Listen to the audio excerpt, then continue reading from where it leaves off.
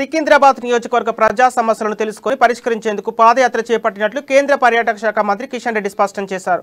అడ్డగుట్ట డివిజన్లో పలు బస్తీలలో అధికారులతో కలిసి తిరుగుతూ ప్రజా సమస్యలు అడిగి తెలుసుకున్నారు. ప్రధానంగా రోడ్లు, డ్రైనేజీ, మురుగునీరు, మంచినీటి సమస్యతో ఇబ్బందులు ఎదుర్కొంటున్నట్లు వెల్లడించారు. 2 పడక గదుల ఇల్లు ఇంకా రాలేదని ప్రజలు తన దృష్టికి తీసుకొచ్చిన విషయాన్ని తెలిపారు. అధికారులతో కలిసి ప్రజా సమస్యలను పూర్తిగా తెలుసుకున్న అనంతరం వాటి పరిష్కారానికి కృషి చేస్తామని హామీ ఇచ్చారు.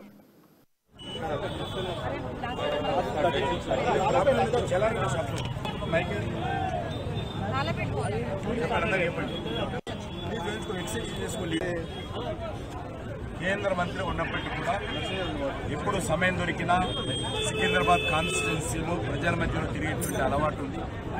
రెగ్యులర్గా సికింద్రాబాద్ కాన్స్టిట్యున్సీలో తిరగడము, ఇక్కడ జరిగేటువంటి అనేక కార్యక్రమాల్లో పాల్గొనడం జరుగుతూ ఉంది. ఈరోజు నేను సికింద్రాబాద్ అసెంబ్లీలో ప్రజలను కలిసేటువంటి కార్యక్రమం మళ్ళీ జరుగుతూ ఉన్నాను. ఈరోజు నేను పాదయాత్ర చేస్తూ ఉంటే ప్రజలు ప్రధానంగా మంచినీటి సమస్య, డ్రైనేజీ సమస్య, రోడ్ల సమస్య, రేషన్ కార్డుల సమస్య కూడా చెప్తా ఉన్నారు. దాంతోపాటు ప్రధానంగా మాకు డబుల్ బెడ్రూమ్ ఇండ్లు ఎందుకు ఇవ్వడం లేదు అనేటువంటి విషయంలో చాలా ఆందోళన ప్రజలు వ్యక్తం చేస్తూ ఉన్నారు. ఈ విషయాలన్నిటిపైన కూడా నేను స్థానిక అధికారులతో కలిసి తిరుగుతూ ఉన్నాం. కాబట్టి అధికారులకు విజ్ఞాపన పత్రాలు, ప్రజలు ఇచ్చేటువంటి విజ్ఞాపన పత్రాలు ఎప్పటికప్పుడు ప్రజలకు ఇస్తా ఉన్నాను.